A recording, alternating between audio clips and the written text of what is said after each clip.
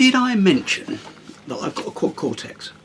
I think I might have let it slip a couple of times. I've now used it live, not in a way I was expecting, certainly not for the first time.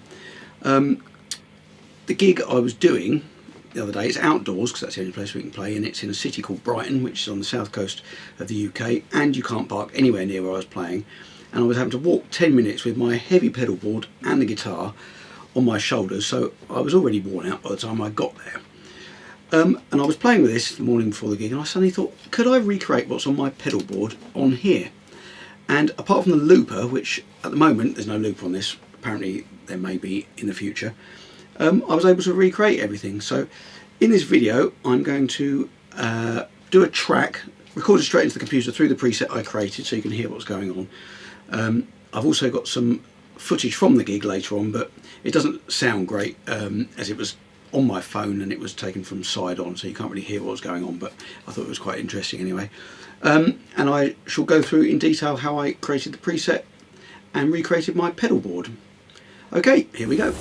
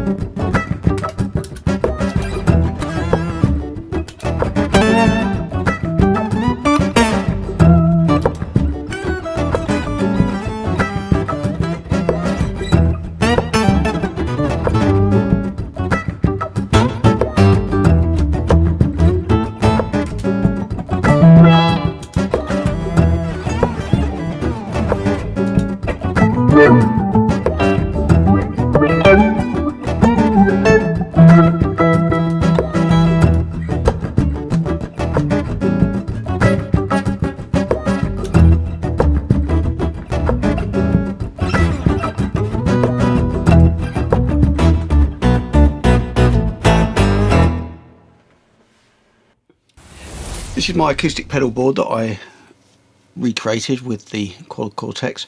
So you've got all the images or IRs of the different guitars here with different pickups and mics. You can be precise again and select which one that's exactly your guitar, or I just tend to go for whatever sounds good really.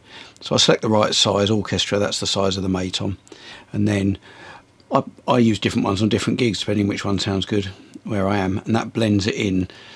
So if you have too much of it, sometimes you get too much harmonic information and it feeds back, so you have to be careful with it. Sometimes you have to really take it out if you're in a situation that's prone to feedback. Then you've got the sort of low, middle and high EQ there, and then you've got the compressor built in, and then that's just volume. It has got anti-feedback. I can't recreate that on the Quad Cortex, but I don't use that very often. I try and deal with it in different ways. And then I come out of that into the EQ, which really I use for a boost for solos. So I tend to boost something in the middle. Again, I set it up per gig. I don't just leave it. I roll some of the bottom end off. You can get a lot of gain on this thing. And then go into the octaver, which I use for doing bass lines, which then goes into the delay unit.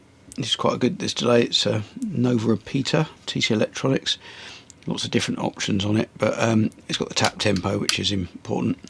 And then I come out of that into this little looper. Now I just have, that was the first ditto looper I had, and I got this little one as I used to use a Boss looper. It was a kind of a spare because the Boss one would go wrong, as this one does sometimes. And when you're kind of relying on it, I don't know why they go wrong, they sort of freeze sometimes. So I've got a second one, so if in the middle of the song this one freezes, then I can kick this one in. But this is the main one, which is pretty good. It doesn't go wrong that often. I think it's more to do with the power supply than the pedal itself, because now I've got a proper power supply mounted on here, it seems to be more reliable. So there we are. That's the original, slightly dirty, very well used, well gigged board. So to go through how I recreated my acoustic pedal board on the Quad Cortex. Now, first of all, let me turn everything off. I think that's turned everything off. So this is what the guitar sounds like unprocessed. That's your unprocessed DI sound. Then if I add in the basics that I've created here, this is my kind of basic sound.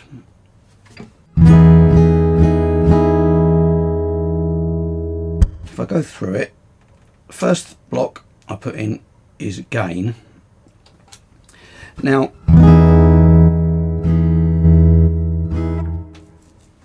I have the graphic equalizer on my board, which I kick in for solo, so this is mainly what this is for. I've actually discovered I probably need a little bit more gain going in, so I might put another block in just to boost the gain, and then a second gain as a boost for solos. I'm going to experiment, because sometimes with solos it depends on the situation, but it's quite good to boost with a graphic, so you can maybe boost the middle frequencies and roll some of the bottom end off, because when you turn it up and solo, sometimes you get feedback on the bottom end. But this kind of worked the other day, so this is a kind of simple way that I got started. Secondly, I've got a graphic equalizer. Now here you can see I've rolled the bottom end off there. The idea of this is I'll probably adjust it per gig depending on the PA, the room, etc. The kind of thing that you'd probably usually do on the desk and wouldn't be in control of. But I can kind of be in control of my sound here because I've got this EQ. So that's the idea behind that. Next, I've got to put a drive on there. I sometimes put a drive on my acoustic board if I'm feeling like doing some silly things, but I didn't actually use that, so I'll bypass that for now, but it's there if I need it. Now the octaver, this is on my acoustic pedal board I use the Boss octaver, but this is for doing bass lines. So where are we?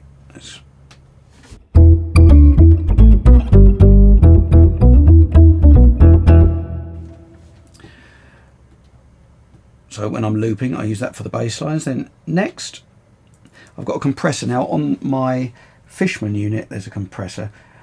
It's not doing loads. Let's have a listen.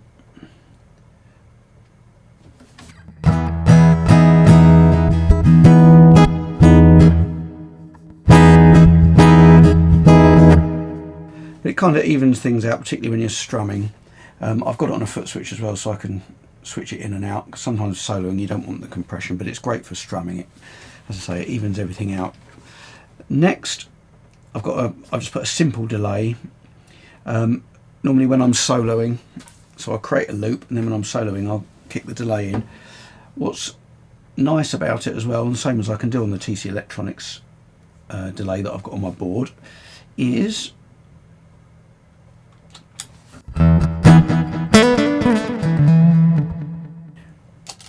I can get it in tempo with what I'm doing.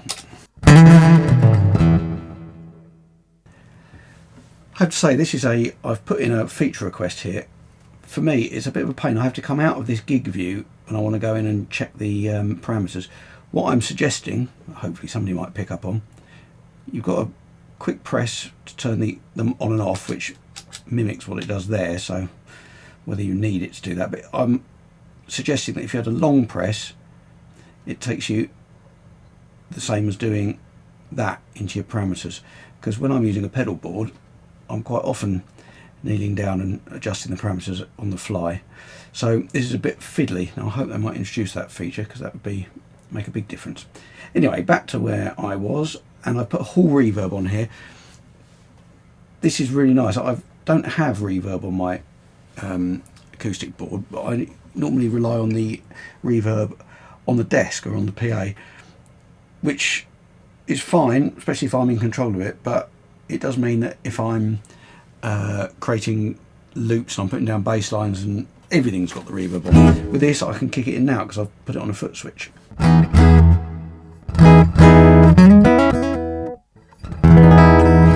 There's lots of different reverbs. I just thought that one sounded quite nice, so that was a good place to start. I kind of set this up just before the gig, so it's going to take some tweaking, but this is where I started. So the bit that I'm quite pleased with, that I thought was quite clever, I put in this little routing thing which runs in parallel, so it comes out after the gain, goes back in after that graphic. So my thought process is that I'm getting my amount of gain and the sound I want before any of this parallel stuff kicks in, and I wanted the non-EQ signal to be hitting this cab. So what this cab is doing, let's go into it.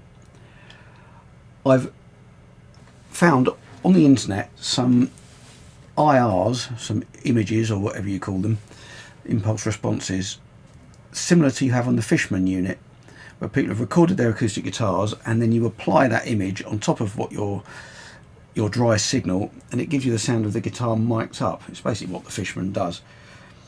It's similar to a convolution reverb, I believe. So with a convolution reverb, they'll make a sound in the room, record the way the room reacts, and then remove that sound, and then you apply the way the room reacts onto any signal that you put through it, and that's how you recreate the reverb. And that's how this kind of works with the guitar. Now, if you're being really precise and clever about it, you get your exact guitar, your exact pickup, and you mic it up and you create these images. I haven't got images for my guitar, so I went online, I found these for free. This is an OM28 with a Fishman Matrix, which is a similar size guitar and similar type of pickup. If you're recording, you'd want to get this right, but I just use this to kind of take the edge off that piezo-y sound that you get with an under the saddle pickup on an acoustic. So the way you do it, you go into here. Normally you'd select the mic you're using, but I loaded an IR, and these are the ones that I've downloaded. You basically, you can download them off the internet, and then on the I did it on the desktop Neural DSP website within my profile, and I just drag and dropped it. It uploads it, and then they appear on the unit. And then, so, well, I'll show you how that sounds. Oh, getting confused here. So that's the sound with the cabinet and the EQ after it. That's without. And I put an EQ in after it because this was really for live rather than this setting. But for live, sometimes that adds too much harmonic information. You can get feedback. So I've show you what I've done there. I've rolled quite a lot of bottom end, but that's not taking it out of the whole signal. It's just taking it out of that part. So I've still got the full signal going through there. So there we are. That's the full board on this nice little unit. There we go. So since I've had this, I've realised how versatile it can be. I originally bought it just for recording electric guitar, and then maybe I might be able to use it if I'm using in-ears on an electric guitar gig. So now of course I've discovered I can use it on acoustic guitar. I've also used it on electric guitar with my amp, not on a gig yet, but I recreated all the pedals that I've got on my electric pedal board, bypassed any amp or cab sims on here, went straight into the amp, which sounded good, so that's another use, much more compact as well than my pedal board. I also thought on acoustic guitar gigs it's got 2 inputs, you've got lots of routing options. When I'm doing a small acoustic guitar and vocal gig, I can plug a mic into one input, guitar into the other input. I've got 2 separate signal chains that I can put whatever effects I want on. I just come straight out the main outputs into 2 powered speakers. So I don't need my desk, I don't need all my PA. So that's, I'm only scratching the surface, but that's 5 uses already. And I only bought it for 1, so far I'm justifying the expense to myself rather well. I'm going to upload some of the presets, the one I created on this video, and I've got some others that I've created, onto my account on the Neural website. I'm TJ Walker on there if you want to find me and follow me, and I'll follow you back. Thank you very much for watching. I hope you enjoyed that. Please hit like if you did, leave me a comment and hit subscribe, and I'll see you next week.